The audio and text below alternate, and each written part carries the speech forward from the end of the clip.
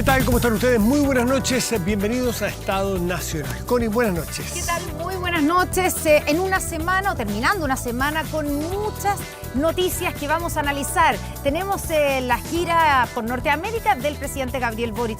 Tenemos la lamentable muerte de un carabinero y toda la discusión acerca del uso de las armas. Que va a estar presente en el programa de hoy con un debate. También tenemos los temas constitucionales o constituyentes y nuevas encuestas. Todo indica que la diferencia entre las dos opciones del 4 de septiembre sigue muy estrecha. Y el costo de la vida también será tema aquí en Estado Nacional con nuestro primer invitado que ya lo vieron. Ya está a nuestras espaldas con el ministro Nicolás Grau, ministro de Economía. Vamos inmediatamente a saludarlo. Ministro, ¿qué tal? ¿Cómo está? Muy bien, buenas Connie. noches. Muchas gracias por la Bajándose invitación. del avión, podríamos decir. Yo sé que usted se volvió antes, Un poco antes, que sí. el presidente Gabriel Boric, pero viene llegando de la gira por Norteamérica y por donde fue, cierto, la 9ª Cumbre de las Américas, también donde estuvo participando el presidente Gabriel Boric. Y quiero primero preguntarle a usted, a modo de balance, ya vamos a hablar, por supuesto, del costo de la vida, de la inflación, que tiene muy complicada la gente, pero a modo de balance de esta gira por Norteamérica, ¿se logró instalar que Chile es un país seguro para los inversionistas? Mire, yo diría que fue una muy buena gira para nosotros y para el país, por tanto. No solo económicamente, sino también políticamente. Yo me puedo concentrar más en la parte económica, sí, pero creo que tanto el rol que tuvo el presidente como la canciller Urrejola al respecto es muy destacable, con acuerdos muy relevantes, tanto con Canadá específicamente, como también, y con el presidente Trudeau en ese caso, como también con distintos mandatarios de América Latina, ¿no es cierto? Ahora, en lo económico, nosotros tuvimos la posibilidad de conversar, en el caso del presidente, exponer frente a un grupo bien grande de inversionistas canadienses y después frente a un grupo también grande de inversionistas estadounidenses. Y en mi caso, luego tener un conjunto de reuniones muy amplias con ellos, bilaterales, que ocurrían después de estas intervenciones más extensas y generales del presidente. Después teníamos conversaciones bilaterales y yo diría que el balance del punto de vista de la visión que tiene el mundo inversionista en cuanto a Chile es muy positivo también. Ya, muy positivo, muy pero positivo. ¿Eso significa que usted, por ejemplo, logró o puede pensar que va a conquistar que lleguen nuevas inversiones tanto de Estados Unidos como de Canadá a nuestro país? ¿O la meta es evitar que se vayan los que ya están invirtiendo en Chile? No, nadie nos dijo en ninguna de estas reuniones. Yo debo haber tenido más de 15, 20 bilaterales. Estuve lleno de reuniones todos los días. Los 3 días que estuve fueron reunión tras reunión. Nadie me dijo que haya estado pensando retirarlo, sino más bien retirar sus inversiones, sino más bien sus temas son cómo expandirse, cuáles son las nuevas oportunidades. Y por eso era tan importante que nosotros mostráramos de forma clara cuál es nuestra visión de la política económica, cuál es nuestra visión del desarrollo económico y que eso, por tanto, les dé señales claras a los inversionistas. Ya, pero en ese caso, por ejemplo, usted, no sé, ¿se produce en esas mismas reuniones algún interés de algún inversionista nuevo que no esté en nuestro país? ¿Llegó de vuelta con algún dato, con algún contacto de alguna inversionista que podría llegar a Chile? El grueso de las empresas con las cuales nos juntamos, y esto es muy natural, porque son las empresas que tienen más interés en el país, son empresas que ya hacen algún nivel de inversión. Ahora, esto no debe mirarse como algo negativo, porque la fuente de mayor inversión nueva son normalmente inversionistas que ya existen y que deciden hacer nuevas inversiones. Yo no puedo comentar alguna inversión en específico porque no correspondería, podría incluso echarla a perder, como se dice, pero sí conversamos sobre proyectos específicos en muchos casos, por supuesto. Ya, solo para terminar con ese tema de la seguridad, ¿cierto?, que había que mostrarle a los inversionistas extranjeros en nuestro país. Hoy día en una columna en La Tercera, el economista Sebastián Edwards, que participó en la gira en la parte de Los Ángeles, dijo que él, después de conversar con los CEOs de grandes empresas, dijo que el presidente Boric da confianza, que eso le habían dicho a él, que el problema, lo que genera dudas, es el texto constitucional. ¿Usted lo sintió así también? ¿Le dijo a alguien, alguno en todas esas reuniones, le manifestaron su nerviosismo, su preocupación por la nueva Constitución? Yo leí la columna de Sebastián, hablamos harto, no tuvimos la posibilidad de juntarnos, pero yo converso regularmente con él. Yo no tengo por lo menos no tengo esa visión, no es lo que yo vi. ¿Ni se lo manifestaron los inversionistas? ¿No le preguntaron por las nuevas reglas del juego que podían fijar la nueva Constitución? Por supuesto hablamos de la Constitución, pero yo diría lo siguiente. Los inversionistas extranjeros sí tuvieron bastante incertidumbre durante el proceso, porque el tipo de cosas que se discutieron durante el proceso tuvo mucha dispersión y algunas propuestas efectivamente podrían haber sido complicadas para ellos. Empresas mineras, por ejemplo. Claro, y otras más. O sea, se discutió de todo, en el fondo, durante la convención. Y está muy bien que así sea, yo no tengo ningún problema con eso. Pero el resultado, el texto final, es un resultado que da confianza, que da tranquilidad, y el grueso de los inversionistas lo considera algo razonable, los inversionistas extranjeros. Yo sé que esto genera más ruido a nivel local, pero lo que sucede allí es que para los inversionistas extranjeros el punto de referencia no es la Constitución del 80. Para los inversionistas extranjeros el punto de referencia es la Constitución de los otros países. Y la Constitución chilena, sobre todo en el ámbito más económico, es muy promedio respecto a las constituciones de los otros países. Y va en la dirección de lo que todo el mundo espera, porque todos los inversionistas tienen muy claro que el futuro es un futuro verde. Todos los inversionistas tienen muy claro que el futuro es un futuro en el que las comunidades tienen que participar desde el principio de los grandes proyectos para sentirse involucradas y no judicializar los procesos. Esto es algo que nos dijo tal cual el primer ministro de Canadá, Trudeau. Así que yo diría que no hay sorpresa en la nueva Constitución o en el borrador de la nueva Constitución de Chile que podrían ahuyentar a los inversionistas, pero entiendo que, claro, desde el punto de vista de los empresarios y empresarias locales, su punto de referencia muchas veces es la Constitución del 80, y eso hace una perspectiva muy distinta. Hablemos del bolsillo de los chilenos, volvamos a nuestro país con las cifras que esta semana se conocieron varias cifras preocupantes, ¿cierto? El IPC de mayo de 1,4, pero lo más preocupante es la inflación acumulada de los últimos 12 meses, sí, de 11,5%, y sin duda ese es como el principal desafío en términos económicos. ¿Qué se hace, qué se le dice a la gente? Que ven que su poder adquisitivo simplemente va bajando y bajando. ¿Cómo se hace para ayudar a las familias hoy día desde el punto de vista del gobierno? Bueno, lo primero es transmitir tranquilidad, a pesar de que la inflación está en un valor muy alto, ¿no es cierto? Las alzas inflacionarias que vamos a tener en los próximos meses, de acuerdo a todas las proyecciones, incluyendo las proyecciones del Banco Central, que son las más confiables a este respecto, van a ser aumentos inflacionarios cada vez más bajos, ¿no es cierto? Y por eso que el Banco Central proyecta que esto podría llevar a algo así como un 13%, pero que a final de año debiera estar en torno al 10% el aumento de los 12 meses. ¿Usted coincide con esa proyección desde el Ministerio de Economía que vamos a terminar con una inflación de 2 dígitos? Lo que pasa es que yo lo hago así como algo positivo, usted lo está diciendo como algo negativo, ¿no es cierto? Lo positivo es que vamos a terminar con una inflación a 12 meses mucho menor de la que tenemos actualmente, porque justamente lo que está sucediendo, hay distintas razones. La razón principal es que todo lo que ha hecho el Banco Central y también lo que ha hecho el gobierno, voy a hablar de eso más adelante, va en la dirección de que la inflación va a ser cada vez más baja, pero estas cosas toman tiempo. Cuando el Banco Central sube la tasa de interés, lo que sucede es que hace que los préstamos, por ejemplo, de consumo sean más caros, ¿no? Eso poco a poco va bajando el ritmo de consumo. Y al ir bajando el ritmo de consumo, de nuevo, poco a poco hace que las inflaciones sean después más bajas.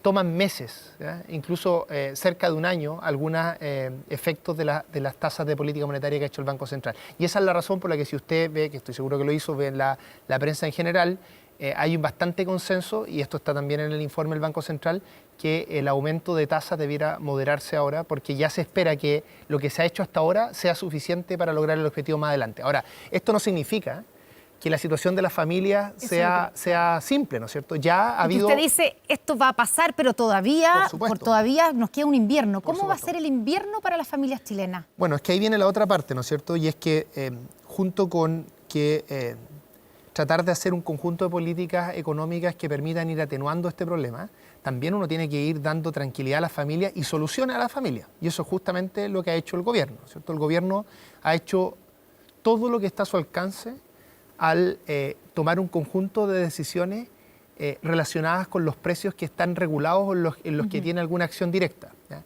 Piense usted los precios del combustible, ¿cierto? Los precios del combustible han subido, pero han subido mucho menos de lo que hubieran subido si el gobierno no hubiera puesto, ya vamos a poner hasta 3.000 millones de dólares, ¿no es cierto?, en el MEPCO. Piense usted la parafina. La parafina, lo mismo. La parafina, claro. Y la parafina un poquito distinto, porque a diferencia del precio del combustible, la acción del gobierno va a permitir que, de hecho ya permitió, que baje 300 pesos. Eso no se ve todavía en la inflación porque viene la inflación ahora de junio, es que se va a ver ese efecto, y eso nos va a permitir llevar el precio de la parafina de 1.300 promedio más o menos a 1.000 pesos, que era el precio que estaba en febrero. Claro, pero El transporte público está también congelado el alza. Entonces, junto con afectar un conjunto de precios que el gobierno puede incidir de forma directa, además, en la ley de salario mínimo incluimos un aumento de los subsidios, del subsidio único familiar, la asignación familiar, un aumento inédito de más de 40%, que para una familia tipo significa algo así como 20.000 pesos mensualmente, ¿no es cierto?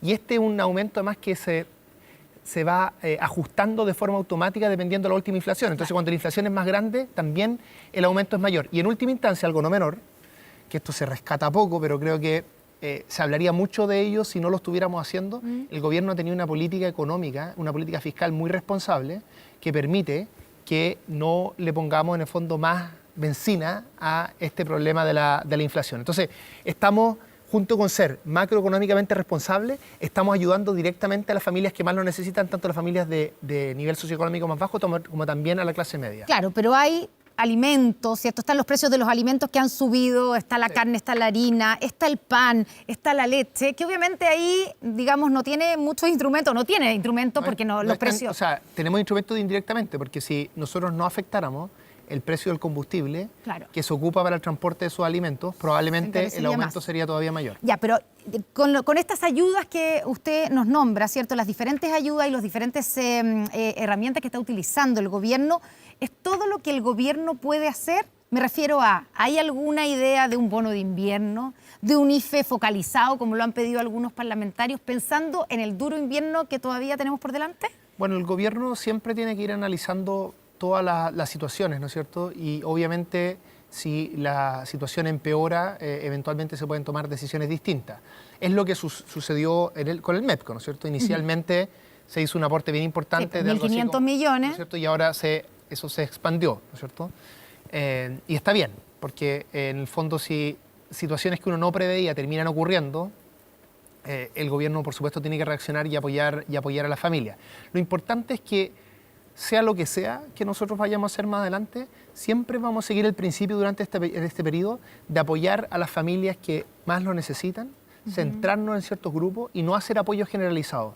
Porque el problema de los apoyos generalizados es que aumentarían la liquidez y a través de eso tendrían un efecto negativo en la inflación. Entonces, sea cual sea la medida que vamos a tomar... No descarta una ayuda focalizada, porque usted dice generalizada, no, porque está ese riesgo, ¿cierto?, de el aumento de la liquidez y por lo tanto presión inflacionaria, que es precisamente lo que se quiere evitar.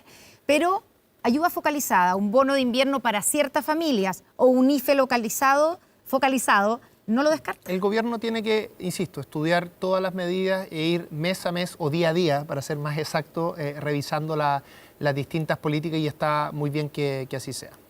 Ya, y de la canasta básica, hablando de los precios, por ejemplo, ¿hay algo que hacer al respecto? Por ejemplo, algunas cadenas han anunciado, son empresas privadas, han anunciado congelar precios. Sí. ¿Hay algo que se puede hacer desde ese punto de vista, desde el gobierno, de una manera más coordinada, como política pública, como lo hicieron en Argentina, o eso está completamente descartado? No, fijación de precios como una política generalizada no es algo que esté en nuestra idea, por eso yo al principio de la entrevista, cuando usted me preguntaba este tema, fue muy claro en señalar que el gobierno actúa en los precios regulados en los que tiene una incidencia directa, ¿no es cierto?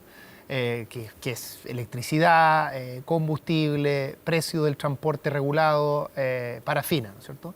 Pero como una política generalizada no es algo que esté en nuestro diseño. Creemos que en general los costos asociados a ese tipo de políticas son más grandes que los beneficios. Y hablando eso no significa que yo valore mucho como ministerio que hay algunas cadenas de supermercados, por ejemplo, que hayan señalado que van a fijar los precios de canastas básicas. Ojalá las empresas, sobre todo las más grandes, que tienen márgenes para hacer ese tipo de acciones, lo hicieran de forma más generalizada. En parte por esta razón es que como ministerio tuvimos una reunión ya hace algunas semanas con lo que hemos denominado una mesa de la gran empresa. Así como tenemos mesa de las empresas de menor tamaño, también tenemos una mesa de la gran empresa, en la que el tema principal que conversamos en esa mesa fue justamente el tema de la inflación y cómo podíamos hacer una coordinación público-privada que ayudara en esta dirección. Temas que son menos visibles, pero que pueden ser tan importantes como ese, tiene que ver, por ejemplo, con fortalecer la logística, ¿cierto? Hay una serie de problemas logísticos, del transporte de los alimentos, también de la importación de algunos alimentos a través de la vía marítima, que se terminan trasladando a los precios. Y por tanto una buena coordinación público-privada puede hacer una diferencia al respecto. Así que estamos trabajando en esa dirección. Creemos que la coordinación público-privada puede hacer algún efecto importante, pero no tenemos en ningún caso pensado algo así como una fijación de precios. Ya, pero usted dice, valora lo que han anunciado algunos supermercados o algunas empresas. ¿Y hace un llamado usted a los privados? Sí, hago un llamado, por supuesto. ¿A que si se puede congelen los precios? Este es un momento económico no simple, ¿no es cierto?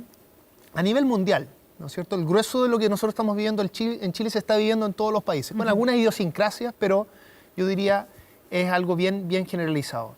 Y en estos momentos difíciles, el hecho de que alguna empresa de mayor tamaño haga algún esfuerzo que obviamente le va a impactar y va a tener un menor beneficio por eso, pero tiene espaldas para hacerlo, ¿no es cierto? Eso estoy seguro que va a ser algo bien valorado a futuro también por quienes consuman en esos supermercados o cadenas más grandes. Así que yo creo que es algo moralmente muy adecuado para momentos difíciles, ¿no es cierto?, compartir estas situaciones, y al mismo tiempo creo que hasta puede ser una buena estrategia comercial. Así que yo haría un llamado en esa dirección.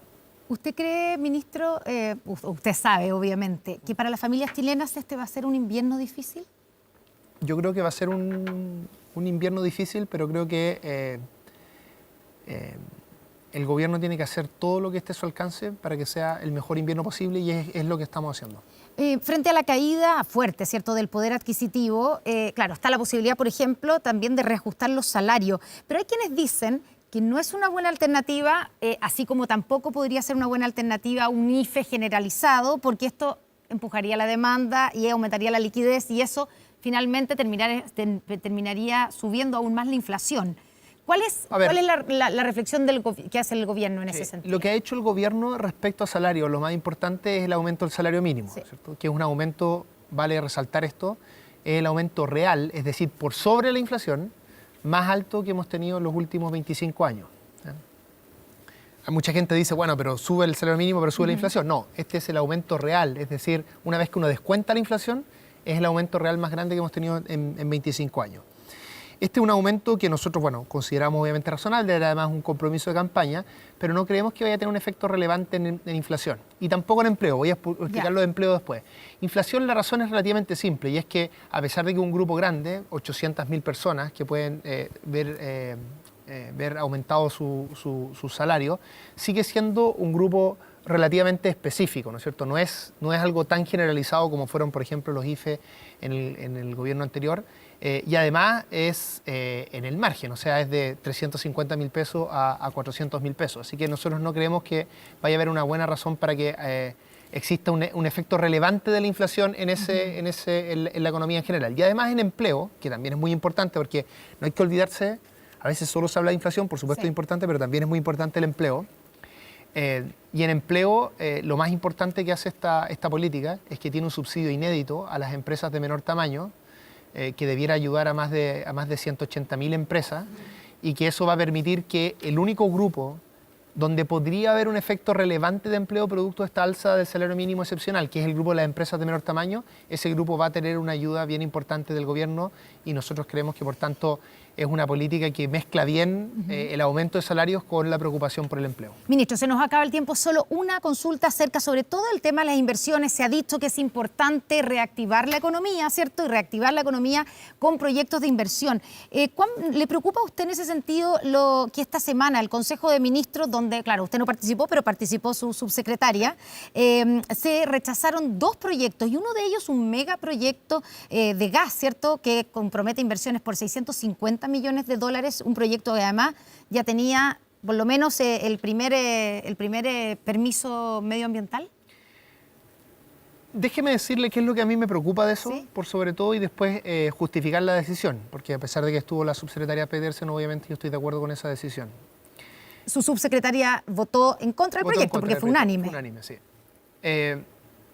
A mí lo que me preocupa principalmente de eso es todo el tiempo que tomó ese proyecto. Yo creo que nuestro sistema de evaluación de inversiones en general es un sistema que toma mucho tiempo y que a veces rechaza proyectos al final del proceso. Y eso no es adecuado. yo creo que lo que debiera suceder en el mediano plazo y debiéramos movernos en esa dirección es que los proyectos que tienen un impacto medioambiental negativo y que nosotros no queremos para nuestro modelo de desarrollo, que es algo muy válido como país, los descartemos rápidamente y que no suceda esto que los proyectos se descartan al final. Para esto es muy importante algo que por lo más dijo claro, el este primer proyecto ministro. ingresó en el año 2016, como usted dice, pero además ya había sido, tenía el primer ingreso. Voy a ir al punto, a ese punto, pero a pesar de que nosotros estuvimos a favor de rechazarlo, quiero partir señalando por lo que considero problemático en esto, que es un problema del Estado. Esto es un tema, ¿no es cierto? No es una ley que inventamos nosotros, cómo se evalúan los proyectos de inversión, ¿no es cierto? Y por eso que es tan importante, creemos algo que dijo el primer ministro Trudeau en nuestra visita a Canadá, y es que el involucrar a las comunidades, ya sea indígenas o no indígenas, desde el comienzo de los proyectos, es muy importante porque eso hace que las comunidades lo sientan propio y no tengan estos procesos de judicialización en los que incluso puede demorar más de 6, 7 años un proyecto. Eso es lo que hay que tratar de evitar. Tenemos que dar certeza a la inversión, pero dar certeza a la inversión no debe ser sinónimo de bajar los estándares medioambientales. Uno puede tener estándares medioambientales altos, descartar proyectos rápidamente y que entonces los proyectos que continúan después no se rechacen, no tengan una probabilidad de rechazo muy bajo. Ahora, ¿qué es lo que sucedió en este proyecto en particular?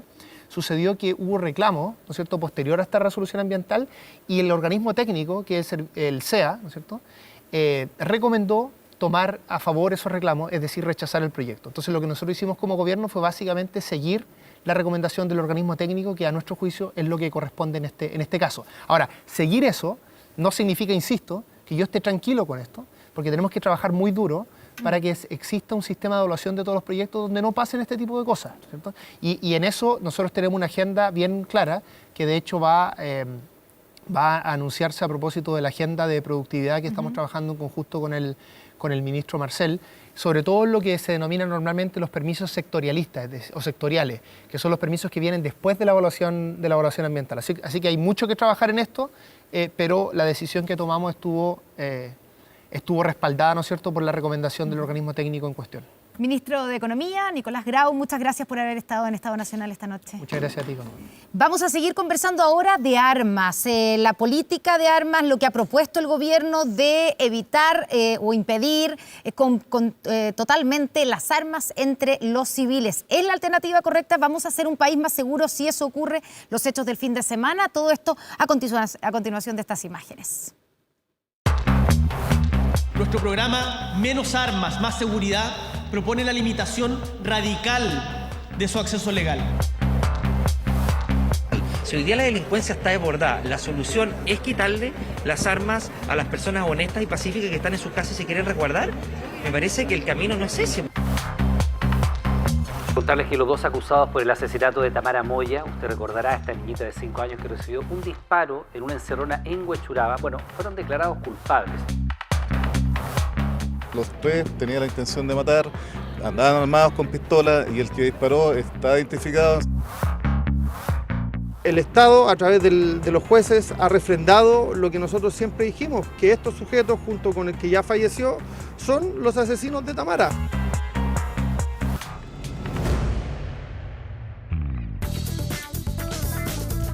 Ya estamos de vuelta con conversación de un tema totalmente distinto al anterior. Coronel Oveá ya ha introducido el tema y nos acompañan hoy Rodrigo Villa, ex subsecretario del Interior. Rodrigo, gracias por estar aquí. Muy buenas noches. Hola, ¿qué tal? Buenas noches. ¿Qué tal? Buenas noches.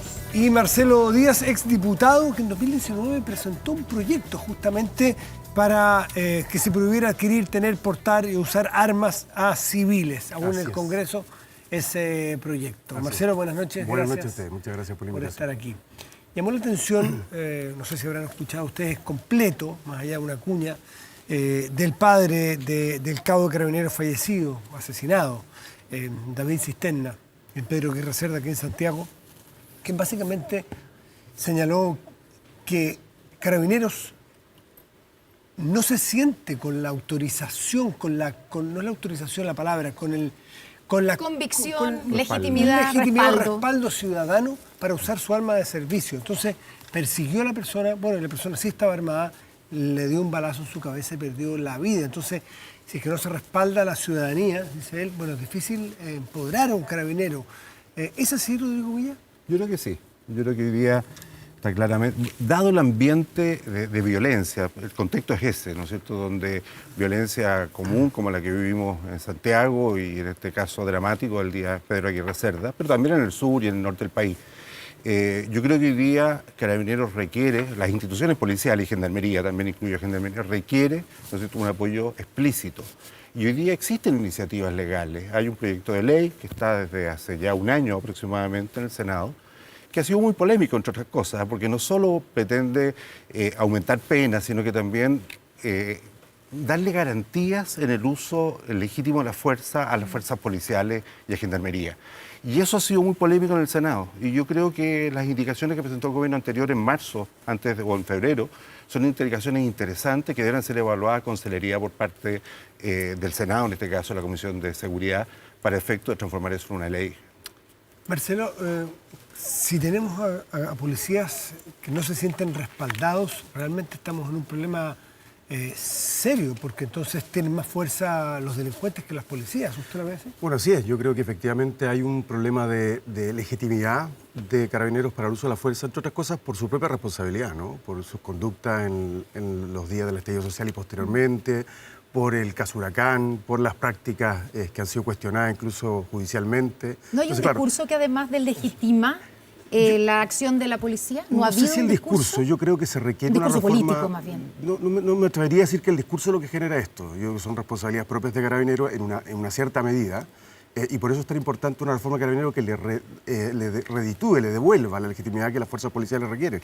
No hay democracia que funcione sin una fuerza policial contundente, con capacidad de actuar, con capacidad de usar la fuerza, de acuerdo a protocolos, a reglamentos establecidos.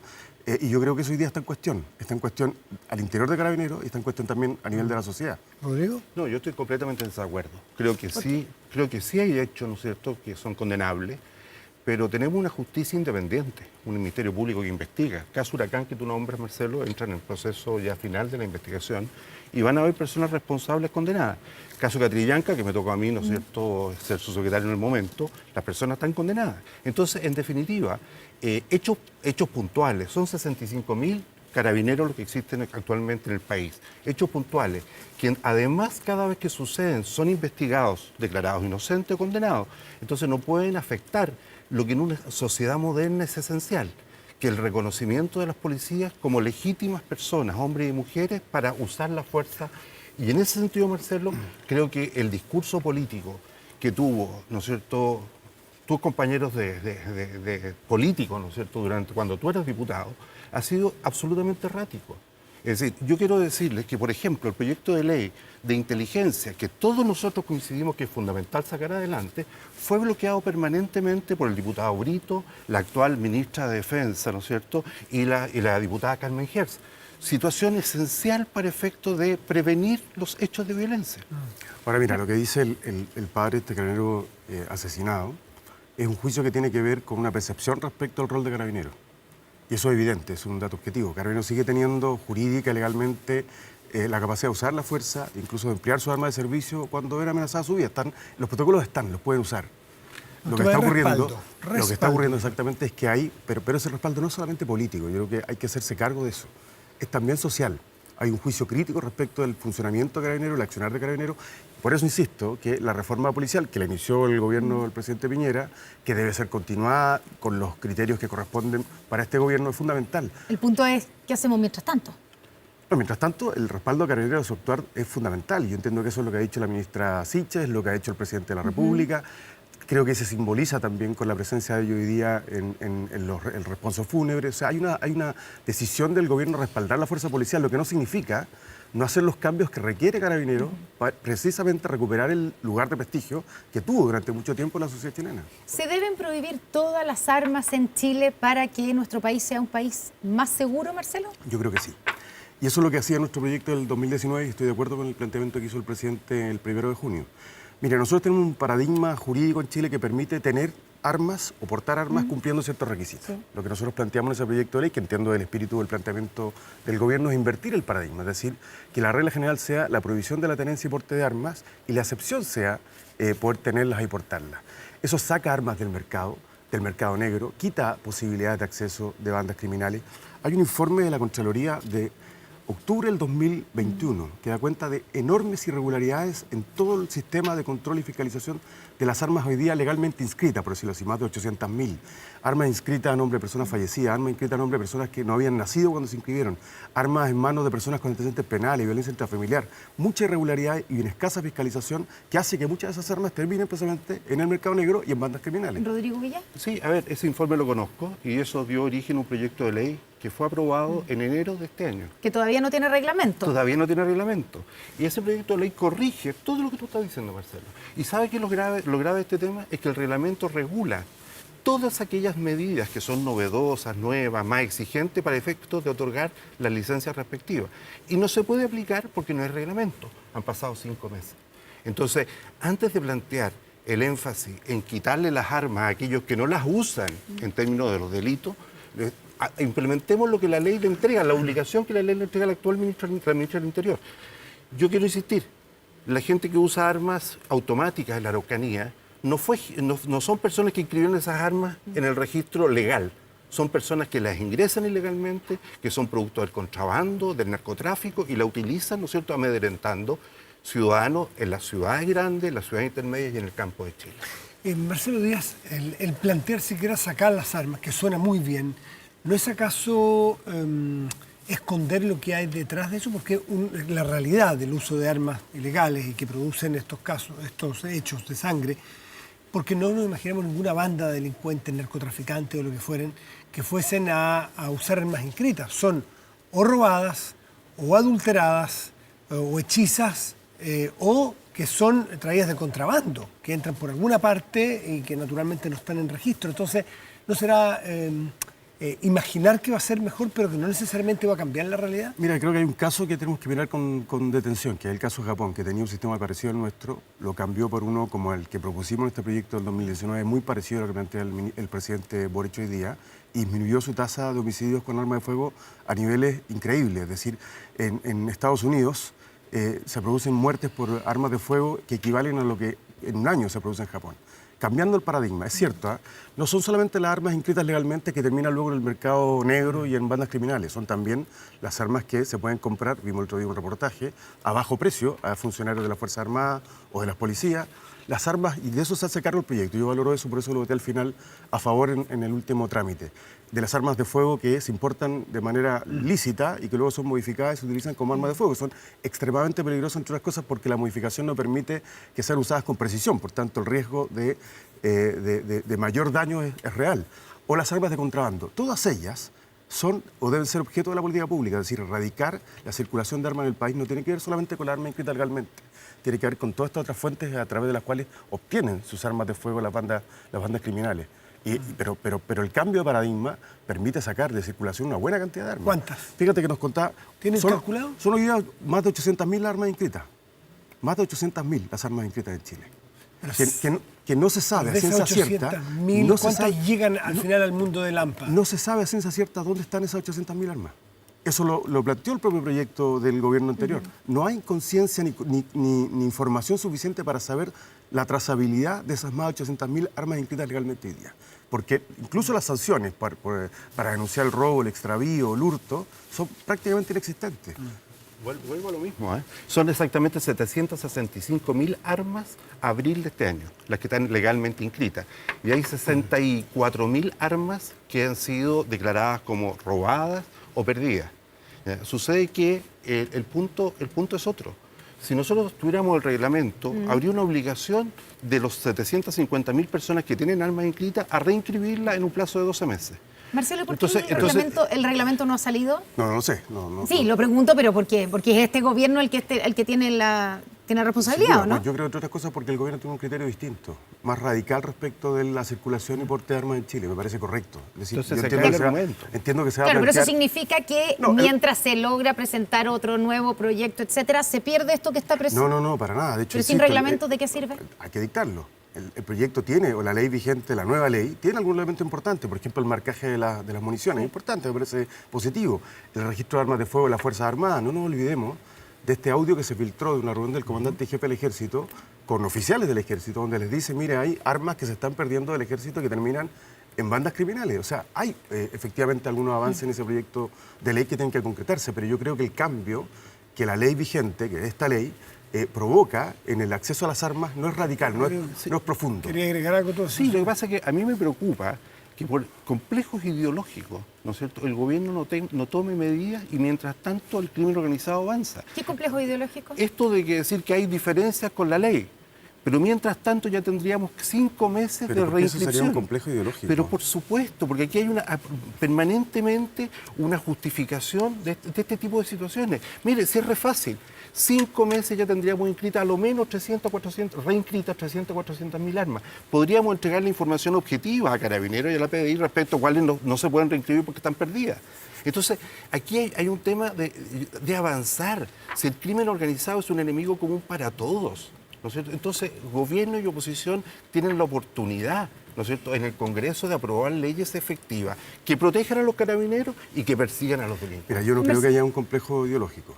De hecho, uno de los anuncios que hizo el presidente me parece muy potente, que no estaba en ninguno de los proyectos, ni siquiera en este, es la creación de un nuevo esquema de fiscalización y control de armas. Si hoy día la fiscalización está en manos de Carabineros, el Carabinero tiene capacidad humana, operativa, para fiscalizar dónde están esas 760.000 armas. Ahí hay un problema objetivo, el control de las armas. Pero el punto medular, porque vuelvo al punto inicial, no es el único lugar desde donde consiguen las armas las bandas criminales, es disminuir la capacidad y el acceso de esas bandas criminales a esas armas. Hoy día, en ciertos lugares, la capacidad de fuego de una banda criminal supera incluso a la de las fuerzas policiales. Ese es el problema que tenemos en Chile. Claro, pero muchos sostienen, partiendo por ejemplo los fiscales que investigan estos casos, que esas armas vienen de otras partes, vienen digamos, de tráfico de armas, de comercio ilegal, y también por otro lado hay quienes defienden el tener armas en su casa, por ejemplo, que es lo que legalmente obviamente, por legítima defensa. Y claro, ¿qué le dicen ustedes a alguien que dice, bueno, si el Estado no me garantiza a mí la defensa y la seguridad en mi casa, por ejemplo, yo tengo derecho a poder defenderme legalmente y tener un arma legalmente inscrita? Bueno, yo creo que es legítimo que alguien piense eso. Yo tengo serias dudas de que un arma en una casa, por ejemplo, donde hay niños, niñas, pueda realmente ser un elemento de legítima defensa. Porque probablemente esté desarmada, esté en un lugar de difícil acceso. No creo que una persona que tiene un arma en su casa tenga la capacidad de recurrir a ella en medio de un asalto a su casa. Esa es la verdad esa es mi opinión. Ahora, yo sé que sobre esto hay distintas opiniones. Nosotros en Chile no tenemos el régimen norteamericano, donde la Constitución consagra el derecho a tener armas. En Chile es una autorización legal, que puede variar, que puede cambiar.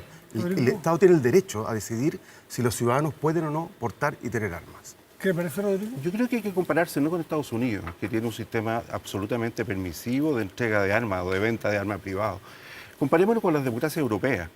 Todas las democracias europeas tienen y permiten al privado tener sus armas, pero son mucho más exigentes al momento de entregar la licencia o el permiso. Y es lo que yo echo de menos. En la ley se inspiró en esas democracias. ¿No tenemos que compararnos con Canadá, por ejemplo, que el presidente estuvo recién allá? Pero hoy día en Canadá hay permiso para usar armas, los privados. Pero están en una política por restringirla. Pero ¿sobre la base de qué? De ser más exigente al momento de otorgar la licencia. Por ejemplo, tú decías un arma donde hay niños, etcétera. Bueno, esta ley, el reglamento, está a la espera, ¿no es cierto?, para poder operar, ¿no es cierto?, de exigencia 1, hacer cursos obligatorios, reconocidos. Certificación por parte de psicólogo o psiquiatra respecto al estado mental de la persona que solicita.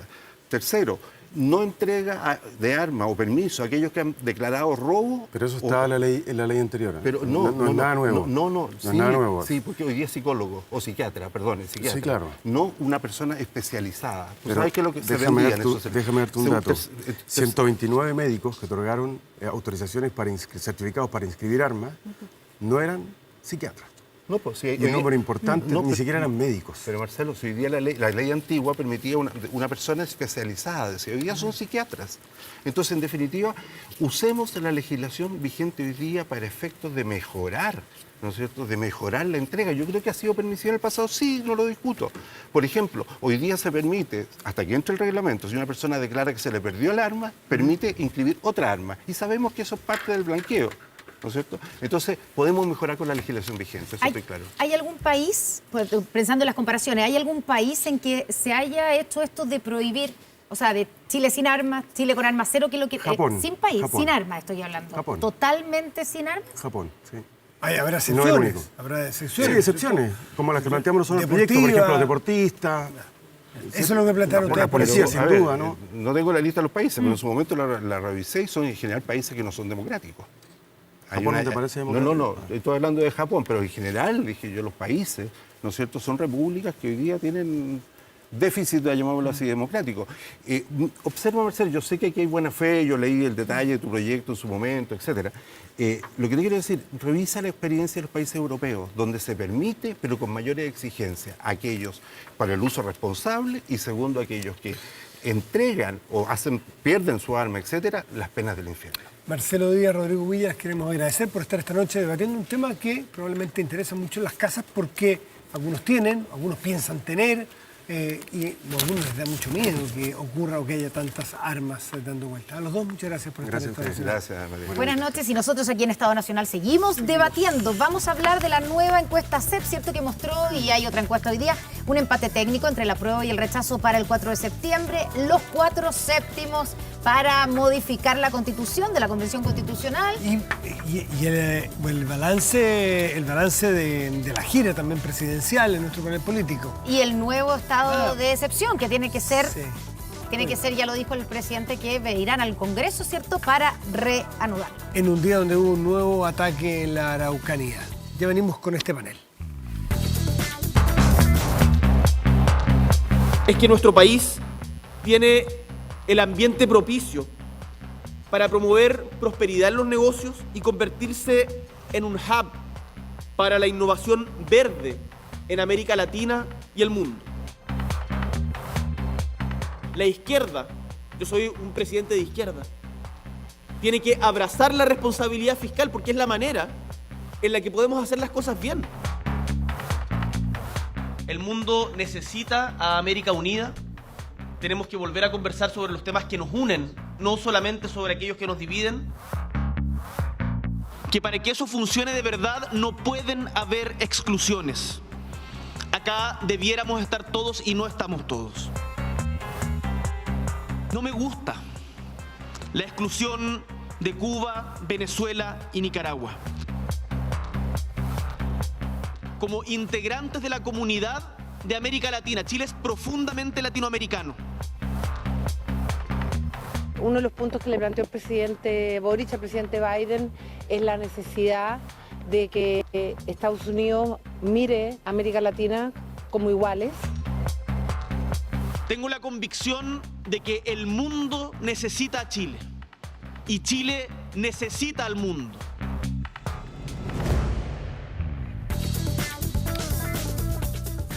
Ya estamos instalados en nuestro panel de conversación, todos sentados, sacando papeles, desplegándose y ahora a conversar. El diputado Diego Chalper, muy buenas noches, Diego, gracias por estar Hola, Matías. acá. Gracias por la invitación. La diputada Joel Yaumans, también muchísimas gracias, Gael, por estar aquí. Muy buenas noches. Buenas noches. Gloria de la Fuente, buenas noches, gracias, como siempre, por Muy estar buenas con noches, nosotros. gracias por la invitación. Y Jaime Belolio, también muchas gracias. Muchas gracias, pues igualmente, un gusto. A ver, empate técnico, eso es lo que dan las encuestas, está estrecho el margen entre el apruebo y el rechazo, lo que aparentemente hay mucho es indeciso. Hay distintas metodologías en distintas encuestas, pero habría que definir cuál es ese indeciso y cómo cada uno de los que quiera convencerlo va a llegar con algún mensaje. Diego Chalper, ¿tú ves ese empate? ¿Percibe? Pues ustedes son diputados y están con semanas distritales y están en las calles. ¿Perciben ese empate? Mira, yo más bien percibo mucha desinformación. Todavía cuando uno va a las reuniones, la gente uno le pregunta, ¿ha tenido la posibilidad de leer el texto? ¿Ha tenido la oportunidad de contrastar? No. Y eso es un tema que tenemos una tarea todas las fuerzas políticas de ver cómo hacemos que la gente se informe más. Yo estaba mirando aquí recién la Academ, me llama la atención. Yo pensé que con el despliegue que ha hecho el presidente de la República, el gobierno, en fin, íbamos a tener un repunte en el apruebo y cae en 3 puntos, lo cual te dice que hay de alguna manera una cierta instalación que yo creo que se va a mantener más o menos estable, Matías, hasta el 4 de julio. Y después, cuando ya tengamos el texto definitivo, porque esto lo dicen mucho, oye, estoy esperando el texto definitivo, todavía me estoy formando una opinión. Entonces, al menos nosotros de Renovación Nacional estamos muy empeñados en traer información, en que la gente pueda informarse. Ahora, Diego, el rechazo cae 2 puntos. O sea, sí, obvio. Están un comportamiento bastante similar en las últimas semanas. Entonces, yo creo que hay una consolidación de un mundo indeciso, Matías, que va a esperar el texto y en eso hay mucha pega que hacer. Gael, ¿ven cuando sale ahí a las comunas que representa con la ciudadanía, cuando está en la feria o en los centros de madre, en fin? ¿Usted ve también esa indecisión o ve más bien que empieza, me imagino usted de la prueba, ve crecer su opción? ¿Ve esa pelea reñida de las dos opciones? Sí, o sea, mira, yo también comparto que hay un dejo de falta de información, pero también porque el proceso todavía no termina. Entonces, claro, el borrador ya está listo, ¿cierto? Hay parte del proceso de armonización que también está concluyendo, entonces ya se avisora un poco mayormente cómo va a ser este proyecto de nueva constitución. Y por lo mismo ya debería empezar a inclinarse más. Ahora hay un proceso de campaña que va a ser sumamente importante y en esto yo también creo que es importante la información y en eso creo que el gobierno también puede usar su función, ¿cierto? Función pública de informar contenido, de informar sobre el proceso. La Convención Constitucional también lo están haciendo. Los convencionales están desplegándose por el territorio nacional, también haciendo charlas, conversando sobre la nueva Constitución. La votación debe ser informada y para eso, obviamente, que la ciudadanía es la que va a decidir. ¿El gobierno y la convención están haciendo información o hay algunos, como que Diego insinúa que hay una suerte de campaña encubierta? Así lo insinúa Diego. No encubierta, la veo bastante explícita. No, porque en cada palabra el presidente y sus ministros dicen que tienen total neutralidad frente a los... Bueno, pone cara de que entonces de que sí es encubierta, pues. Sí, yo creo que ha habido pronunciamientos claros de la Contraloría, me parece que hace un par de programas acá, atrás de hecho lo habíamos hablado. No, yo tengo más bien la impresión de que lo que ha habido es claramente el despliegue de posiciones y yo creo que eso está muy bien, digamos. Ahora, la campaña no ha empezado claramente y hay sectores que ya han tomado posición, los partidos de la derecha en general ya tomaron una posición claramente la semana pasada y yo creo que está desplegado hasta ahora. Es bien importante lo que se señalaba, porque si uno mira la CEP, que está medida de hecho antes de incluso del discurso del presidente de la República, lo que dice es que el 37% de las personas básicamente no sabe porque no tiene información. Yo creo que ahí lo que nos dice esa encuesta es bien interesante. Dice, no he tomado la decisión porque en realidad no tengo suficiente información. Entonces, lo que debiéramos ver en los próximos meses, que sería interesante como país que ocurra, es que exista información sobre la mesa para que las personas puedan decidir. El resto de las personas en general, yo creo que hay un cierto mundo, cierta población que ya tiene una decisión tomada, ¿no? Independiente de conocer o no conocer el texto. Probablemente la campaña va a estar cifrada sobre ese 37% de las personas que la verdad no tiene una posición y que está esperando ser informada al respecto. Y yo creo que eso es muy importante lo que viene en los próximos meses. Bueno, yo creo que el hecho de que esto sea estrecho, como lo hemos conversado también varias veces acá mismo, ya creo que es un fracaso para el proceso constituyente. ¿En qué sentido? En que el mandato que dimos ese 15 de noviembre, quienes estuvimos de acuerdo en ello, y no fue todo a prueba de dignidad, de hecho el PC estuvo en contra y trató de boicotearlo todo el tiempo que pudo, era que hiciéramos juntos un conjunto de reglas para poder vivir unidas, juntos y juntas, y no por separado. Entonces ahí hay un problema que es grande, lo cual significa que el 5 de septiembre, y eso es algo con lo cual me he topado mucho, a muchas personas les preocupa qué pasa el 5, porque ya sea gane el apruebo o el rechazo, significa que el proceso constituyente o el proceso de cambio constitucional tiene que continuar, ya sea para implementar o ya sea para cambiar la actual en caso que ganara el rechazo. Hay una cosa que hace la CEPSI... ¿Y si gana el rechazo, no continúa esta? No, sí, por supuesto, continúa, pero yo creo que no hay ninguna duda de que tiene que reformarse. O sea, la actual Constitución ya ¿reformarse o cambiarse? Bueno, cambiarse, está bien. Cambiarse completamente y que sea finalmente la ciudadanía la que determine este cambio constitucional si es que gana el rechazo. Pero te quería decir una cosa que la CEP hace algo que es distinto a las otras encuestas. En las otras encuestas se les pregunta a la persona si está por el apruebo o rechazo. Y si te dice no sé, entonces le ponen como que está indeciso. En este caso, le dieron 3 opciones. Entonces, dar esas 3 opciones creo que es lo que hace que haya mayor cantidad de personas que digan indeciso, 37. Claro. Y tiene un riesgo eso, que es lo que le llaman los sociólogos y otros, esta espiral del silencio, que tú no sabes si es del apruebo o del rechazo, o una mezcla. Pero lo que nos muestran los datos hoy día es que esos indecisos son mujeres en torno a 55 años, personas que no votaron en el plebiscito, ya sea porque estaban... que no votaron en el plebiscito, pero a veces algunos de ellos no votaron para elegir constituyentes, porque estaban como en modo pandemia, digamos. Y ahí hay un grupo que es súper importante, que tiene que saber de qué se trata. Yo creo que en eso Pero es así súper como relevante. importante el grupo de jóvenes también que Hay un van a grupo tener joven que también. concurrir ahora obligatoriamente porque el voto es obligatorio y van a tener que ir a votar. Y mi impresión es que ese grupo se distribuye, bueno, no es mi impresión, es lo que dicen las encuestas, en rigor se distribuye mucho más en la lógica de la prueba. Entonces, yo creo que vamos a tener una conversación interesante en los próximos meses, porque Claro, así además... como adultos mayores en el otro sentido, ¿no? Claro, y me pasa exactamente, con el voto obligatorio, al menos es lo que me ha tocado escuchar de distintos grupos que saben que es como en el pasado, ¿no? Que era obligatorio, pero en verdad... ahora, yo creo que ojalá que haya muchas personas que vayan a votar a este plebiscito, porque es demasiado relevante que haya buena participación. Sí, es que quiero cambiar de tema porque pero para muy que no breve. se nos queden afuera varios. Es que a propósito de lo que tú comentabas, esto de cambiar, no cambiar, mira, yo veo con preocupación que hay un elenco de gente que mira con preocupación que el texto que está proponiendo la convención se establezca, pero al mismo tiempo, obviamente, no quiere que las cosas queden como están. Y yo creo que en eso nunca es tarde para hacerle un llamado al presidente Boric a que entienda que encajonar al país en esta lógica binaria que él está pretendiendo hacerlo es una mala idea. Yo creo que hay una oportunidad con lo que han propuesto los senadores Rincón, Araya, Flores y Walker, a abrirle un espacio a que el cambio constitucional sea un hecho cierto. Yo creo que hoy día, desafortunadamente, el presidente, con esta negativa a priori de discutir siquiera el darle un rumbo de cambio al rechazo, lo que está haciendo, espérame, es encajonando al país. Y yo creo que lo que tienen que hacer los presidentes, Matías, no es encajonar a los países. Lo que tienen que hacer es abrir alternativas. Esa es mi impresión. Gael, por favor. A ver, el presidente no es que esté encajonando al país. Hay un plebiscito que plantea dos opciones. Es así de simple. Una es el apruebo y otra es el rechazo. No hay una tercera opción puesta sobre la papeleta. Yo estoy claro en eso. La pregunta es cuál es el efecto del rechazo, ¿te fijas? Y plantear la posibilidad hoy día de hacer un cambio respecto a los quórum del texto constitucional actual es plantear como si esa tercera vía fuera parte del esquema de opciones. Cuando todos sabemos que primero el plebiscito, ahí se toma la decisión. Y es la ciudadanía la que lo toma. Una vez tomada esa decisión, vamos a poder conversar. Oye, pero adelantarse a ese proceso, adelantarse a la opinión de la ciudadanía, me parece que eso es lo incorrecto por parte de los parlamentarios. Porque no podemos ponernos por delante de un plebiscito que va a tomar esa decisión. Matías, que este tema Gael, mira, es si el tema es el demasiado siguiente, estamos claros que es apruebo y rechazo. El presidente tiene la oportunidad de empatizar con el ímpetu de cambio y darle un rumbo de cambio al rechazo también. Gloria, Y de esa manera, escúchame, y de esa manera no encajonar al país en una lógica binaria. No es encajonar. Eso es lo que estamos no es encajonar. Sí, para cerrar, yo creo que no es encajonar. O sea, un plebiscito tiene veo que no está claramente haciendo dos opciones.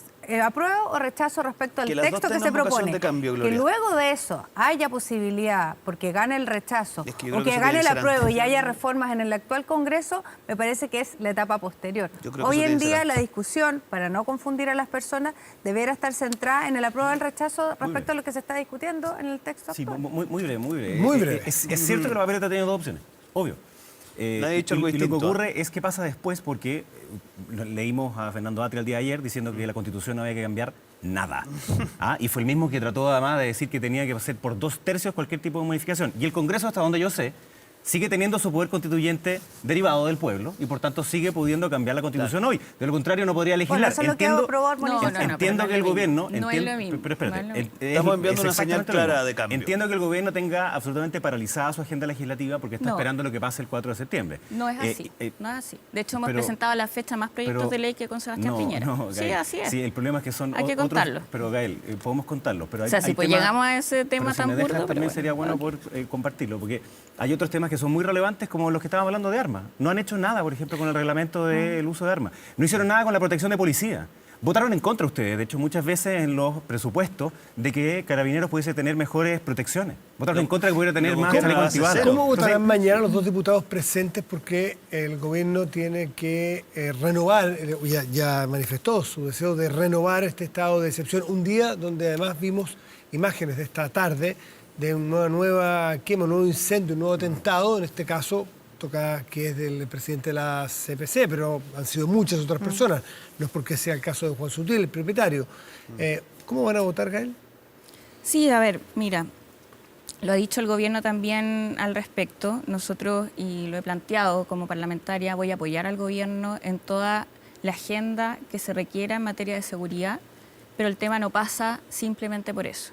Agotar la discusión sobre la situación en la Araucanía y en general de la relación del Estado con el pueblo mapuche solamente en el estado de excepción, me parece que una irresponsabilidad tremenda por parte del Congreso y por parte de la autoridad en general. Entonces, en ese sentido, solamente para cerrar. Sí, para que me conteste las dos cosas juntas. Si coincide con las cifras y con el balance que hace la ministra Siches de los 2 periodos ya de excepción constitucional que ha habido en la macrozona sur, relevando las cifras muy positivas, dice ella, que justifican seguir con esto.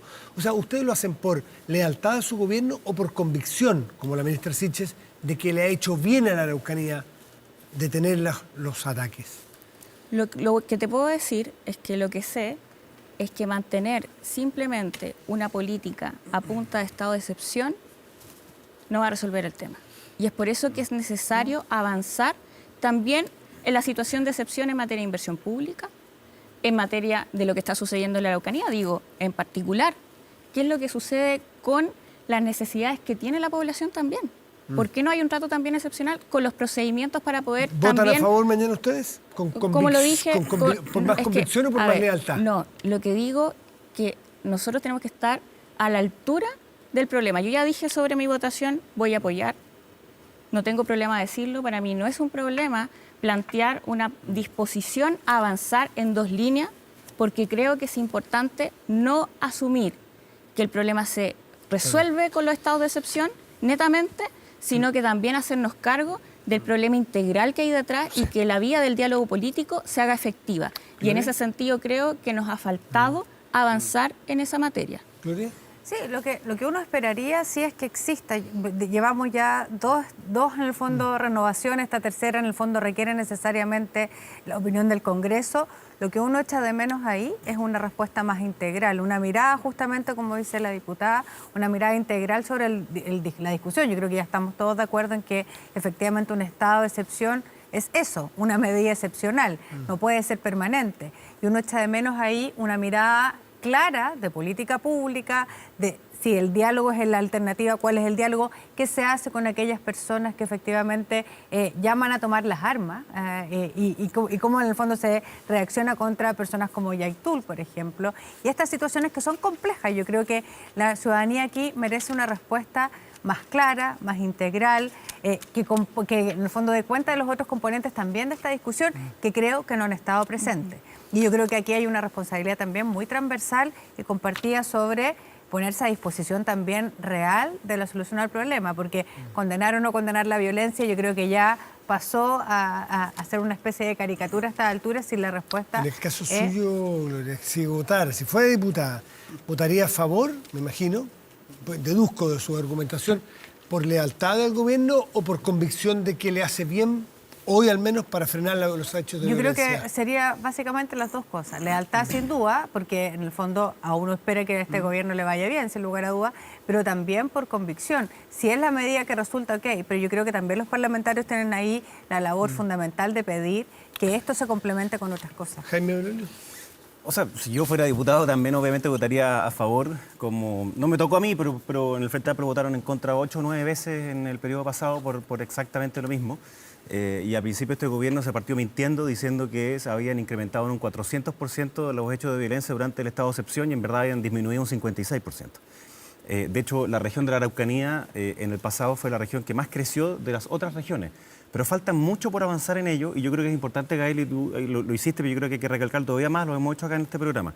Una cosa son las legítimas reivindicaciones del pueblo mapuche y los títulos de merced, y etcétera, que se soluciona a través de políticas y a través de diálogo político, etcétera. Y otra cosa es el narcotráfico, el terrorismo, el crimen organizado. Contra ellos es el estado de excepción, no contra las otras lógicas que se hacen a través de una discusión política. Contra esos otros son los que uno tiene que decir basta. Y lamentablemente creo que el gobierno en eso ha sido débil. Y ha sido débil. Está pidiendo el estado de excepción. Lo está pidiendo, pero al mismo tiempo después cuando sale Héctor Yaitul a decir que se toma las armas, dice que es solo una idea. Después cuando sale otro señor más dice que exactamente lo mismo. Entonces ya van 3 amenazas al Estado de Derecho por parte de personas que son de grupos extremistas, que usan las armas, que han cometido actos de terrorismo y el gobierno es débil frente a ellos. Entonces, muy bien que haga este estado de excepción, ojalá no fuera tan acotado, porque podría tener mejores resultados. Y obviamente es necesario que resuelva también el problema de seguridad, no solo en la Araucanía, sino que también en lo que ocurre en otras partes. Entonces, con las policías, por ejemplo, hay un estatuto de protección a las policías que votaron en contra, los que hoy día están en el oficialismo, que lo muevan. O sea, hay un conjunto de leyes en materia de seguridad que bueno que lo quieran relevar hoy día, que están absolutamente detenidas y que podrían ser mejores herramientas para combatir el crimen hoy día. Diputado Chalper, agregando, para continuar, porque creo que opine de lo mismo, como va a votar, me imagino, el exministro Rodrigo Delgado decía que eventualmente habría que pensar en medidas excepcionales, constitucionalmente excepcionales, para Santiago, para la región metropolitana. ¿Usted cree que es adecuado hacerlo para esta u otras grandes metrópolis, por ejemplo? Mira, Matías, yo tengo recuerdo cuando estábamos reunidos con Luciano Rivas en Temuco, el gobernador electo. Estábamos en plena reunión y ingresa a la sala un hombre modesto de origen mapuche que le acababan de quemar su predio, desesperado. Desesperado porque siente que hay incapacidad de ponerle el cascabel al gato a las cosas.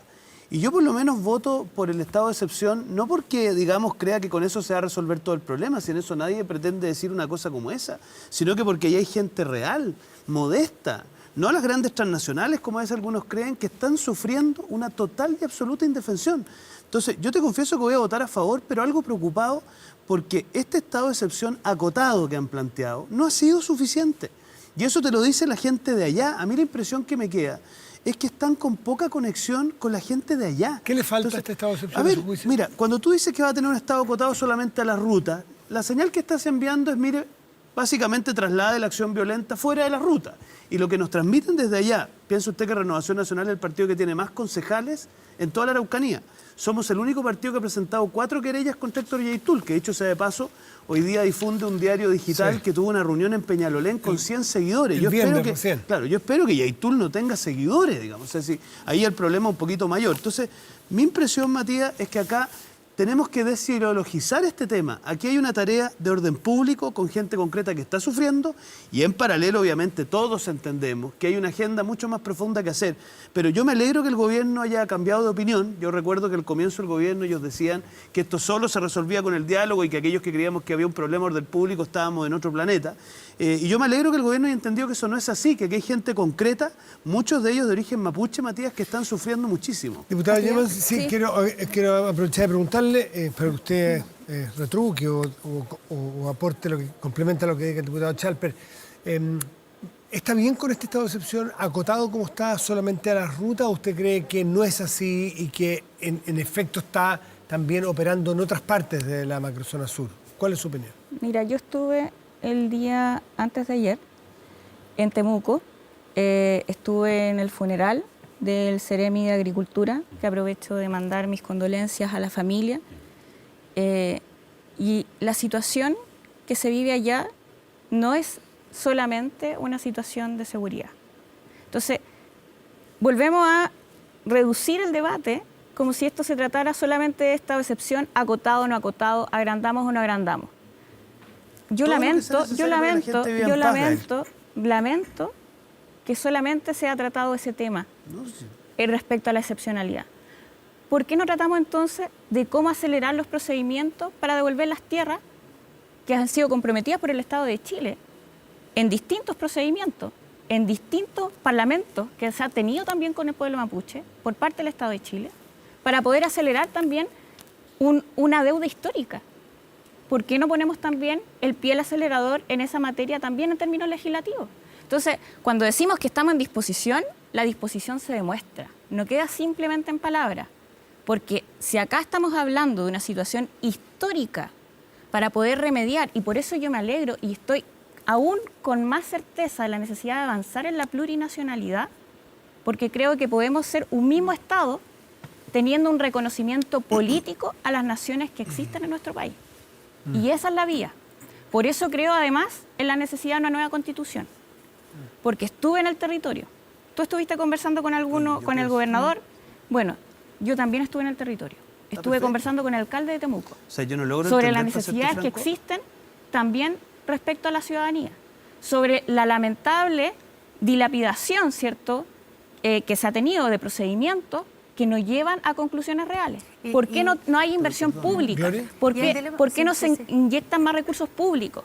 Entonces, esas son discusiones que tenemos que dar en el Congreso. Y el dilema de la confianza, porque yo creo que nunca hay que olvidarse también que aquí ha habido, confianza depositada y traicionada una y otra vez por distintas circunstancias. Entonces, la verdad es que creo que en la medida que no haya posibilidad de que distintos sectores políticos que están por las medidas de fuerza y sectores políticos que están por el diálogo, no tengamos la posibilidad de construir una agenda común, lo único que se va a traicionar permanentemente es la escasa confianza que probablemente las personas que viven en ese territorio, que padecen las dificultades todos los días, en el fondo no encuentren ni una solución. Matías, yo creo que hay dos cosas que hay que dejar súper claras. Una cosa es el problema de diálogo con las comunidades pacíficas del pueblo mapuche y otra cosa muy distinta es el terrorismo instalado al alero del robo de madera y al alero básicamente de bandas de narcotraficantes que operan en la zona. O sea, el pretender confundirlo, para serte súper franco, es no conocer un gramo lo que sucede. ¿Quién lo confunde? No, para que quede claro que yo creo que nadie lo confunde. Perdón, cuando ustedes dicen el tema de la restitución de las tierras, toda la conversación de la CONADI, Gael, para serte franco, no necesita ningún proyecto de ley, es resorte del gobierno. Ustedes hacerlo, entiendo que lo están haciendo, está fantástico, pero hay dificultades. Pero escúchame, eso no va a cambiar un gramo. El que hay un señor que se llama Héctor Yaitul, que es una de las 5 bandas organizadas que causan terrorismo y necesitamos que el gobierno de ustedes, el mismo que cuando fueron parlamentarios no apoyó la ley antiterrorista y sus avances, el mismo que no apoyó la ley de inteligencia, no lo apoyaron, tengo las votaciones. Perdón. Todo el debate y cerrando mi idea, mira, yo creo que el tema de la plurinacionalidad, en los términos como lo plantea el proyecto de la Convención, con autonomías territoriales indígenas, con restitución de tierras por vía de expropiación unilateral, con propiedad de las tierras de las aguas ancestrales, con capacidad de autogobierno como derecho colectivo. No tengo duda que no solo va a mejorar la situación, lo que me dice la gente allá es que la va a empeorar, porque incluso respecto a comunidades colindantes, algunas pacíficas y otras no pacíficas, va a generar una conflictividad mayor. Entonces, no se equivoquen, la plurinacionalidad en los términos de la Convención, que es distinto a Canadá, distinto a Nueva Zelanda, yo creo que lo que va a hacer es incrementar la conflictividad. Dadas las opiniones sobre plurinacionalidad, sobre lo que hay que hacer en el territorio, sobre los estados de excepción, dicho eso, vamos a hacer una pausa, porque a la vuelta tenemos otros temas más. Muy bien. Por ejemplo, la situación económica de las familias chilenas. Estuvimos con el ministro Grau recién y nos habló. También creo que nos ayuden a hacer un balance de la gira del presidente a Norteamérica. Pausa y volvemos. Espérenos.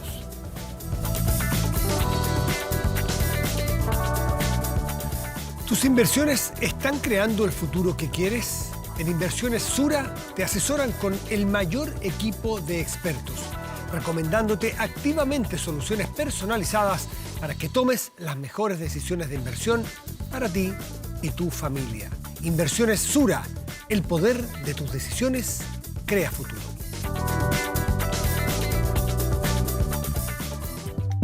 Ya volvemos con Estado Nacional. Se trata de una acción parecida. Estamos de vuelta aquí en Estado Nacional. La gira presidencial, la primera gira fuera de nuestro subcontinente. Para Norteamérica, además fue una cumbre, entonces eso ya te hace un roce distinto.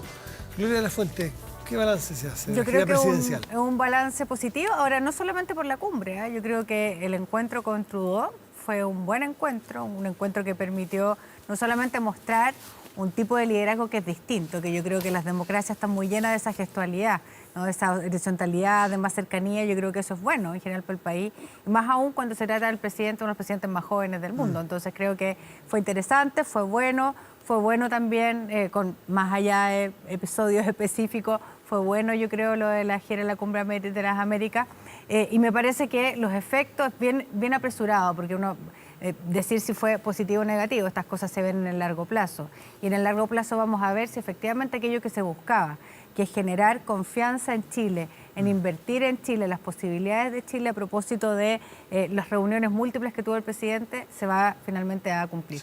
Sí. Jaime.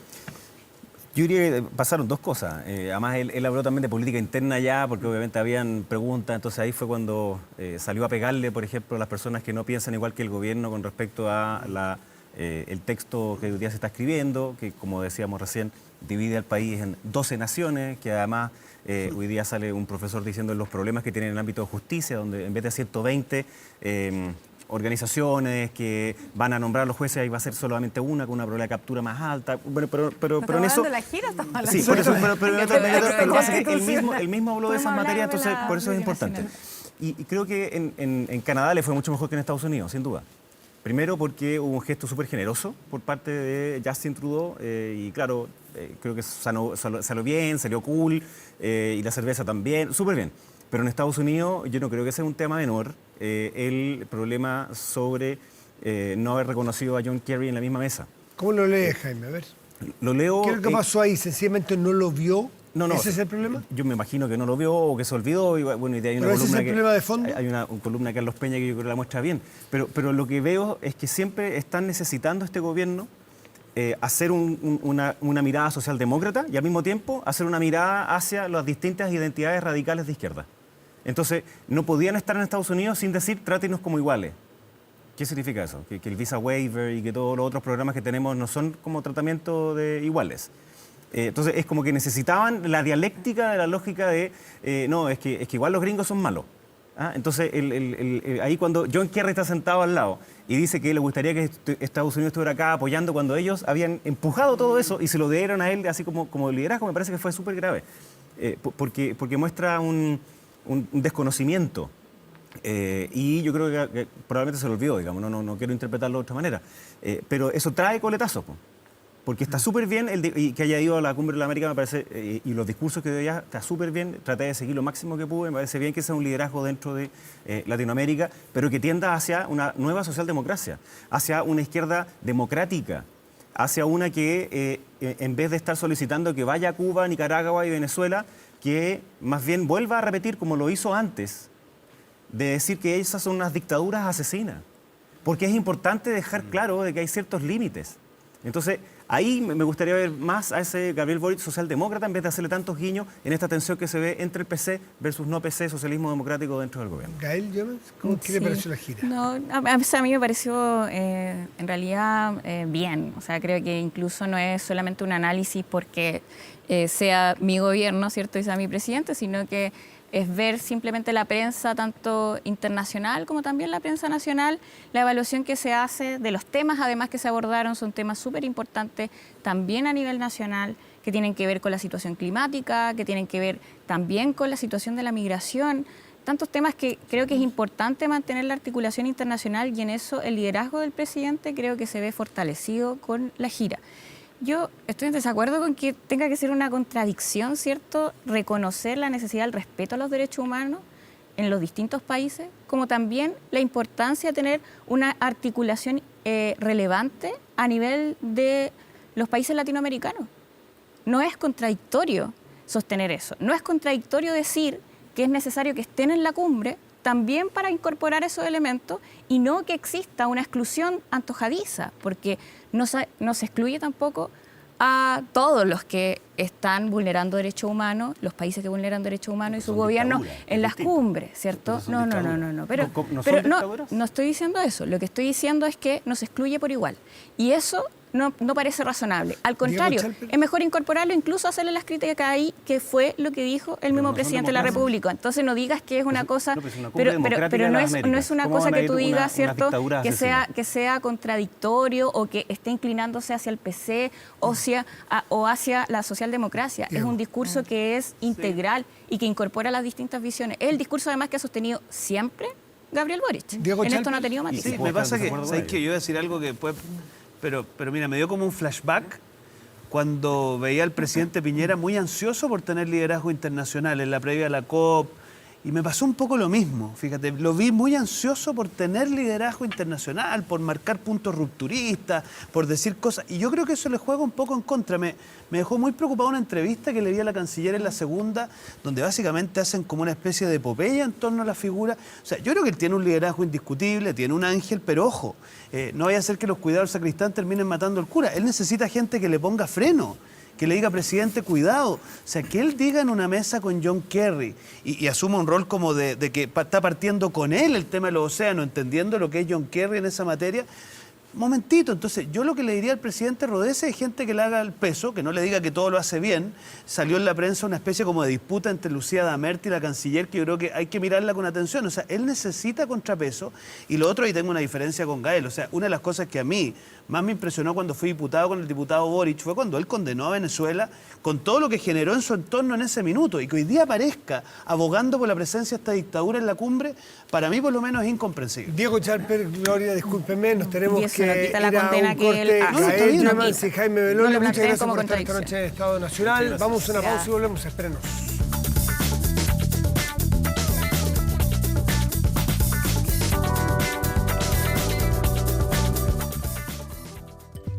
Ya volvemos con Estado Nacional.